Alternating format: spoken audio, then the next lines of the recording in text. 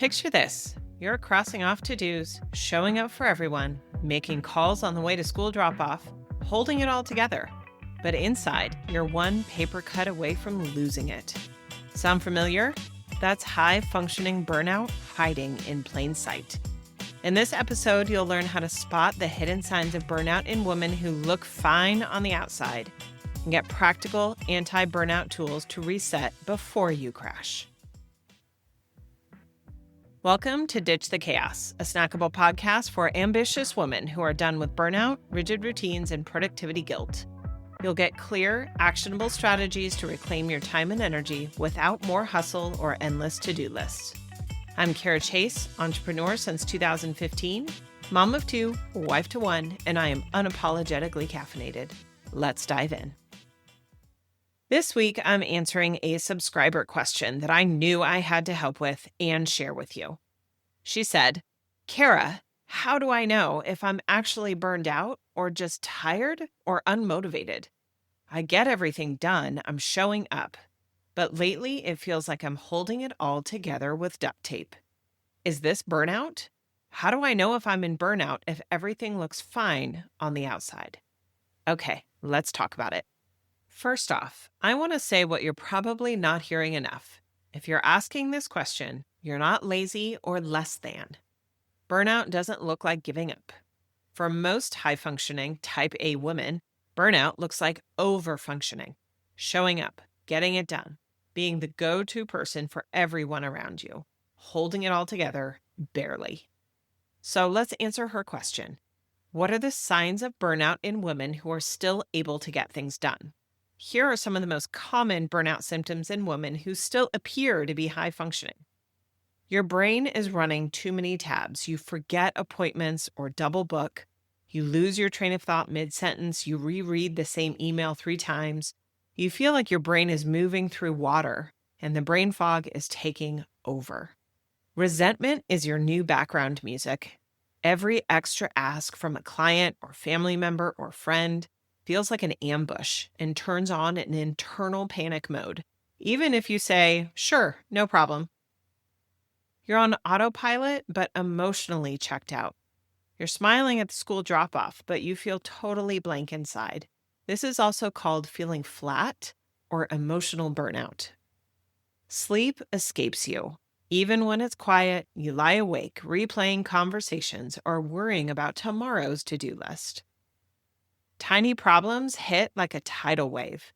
You find yourself furious over slow elevators or a partner's innocent question when those things never bothered you before. Coping crutches creep in. That third cup of coffee, that is my sign of choice. Glass of wine or endless bedtime scroll. It's not just about enjoyment, you're trying to find relief. This is high-functioning burnout, and it can be sneaky. You're doing all the things, but they're way harder and they cost more than they used to. It's not about motivation or discipline. It's your nervous system waving a red flag. And burnout recovery for working moms isn't about escaping your responsibilities. It's about rebuilding your capacity so you can show up without running on fumes all the time. But the problem is most burnout recovery plans assume you're already on the floor and checked out. But if you're high functioning, you don't have that luxury. You still have to show up, which is why you need an anti-burnout plan that works before you crash. So let's build a realistic burnout recovery plan, one small move at a time. These are steps you can take to slowly come back to yourself that let you practice better boundaries. Default to white space. Literally block an hour or 2 this week with nothing scheduled and do not fill it under any circumstances. That white space is a buffer against life's chaos and will help you be flexible as plans change instead of breaking under the pressure of an overcommitted calendar. Trade perfection for capacity. Let one non-essential task be done at 70%, not 100%. Like replying to emails without rereading them 3 times, or using a grocery delivery service instead of dragging yourself through a full shopping trip after work. No one gives you a medal for max effort on every single task. Your nervous system doesn't need perfect, it needs space. Question the invisible workload. Before saying yes to any ask or commitment, pause and ask, is this mine to carry, or am I defaulting to people pleasing? Practice minimum viable rest. Maybe not a whole spa day, just 3 deep breaths in the car, or a 2-minute walk outside to get some fresh air, turning your phone off or leaving it in another room during lunch. And use a boundaries script. Try, I've hit my capacity. Can I circle back next week? Or, I don't have the bandwidth for that right now, but thanks for thinking of me. These small actions will help you recover faster and become part of your future anti-burnout plan. Learning better boundaries has to come before you can manage your time. Inside Chaos Detox, I give you a bunch of boundary scripts you can use the next time you feel backed into a corner over volunteering for the school event or agreeing to a coffee date. You can check it out in the show notes. If you listened to the last episode, you know we talked about unplugged time and why it matters. Here's why it helps. Your brain's reward system, dopamine, gets fried when you're constantly scrolling, reacting, and checking. That constant drip of stimulation keeps your nervous system wired. Giving yourself true off-screen time, even just 15 minutes, gives your brain space to reset and rebalance. And another anchor I always come back to is the weekly reset. It's not some cute Sunday ritual with candles and tea and a fancy bullet journal layout. It's a nervous system strategy, a chance to clear decision fatigue and all those open loops pinging around in your head before you head into the weekend.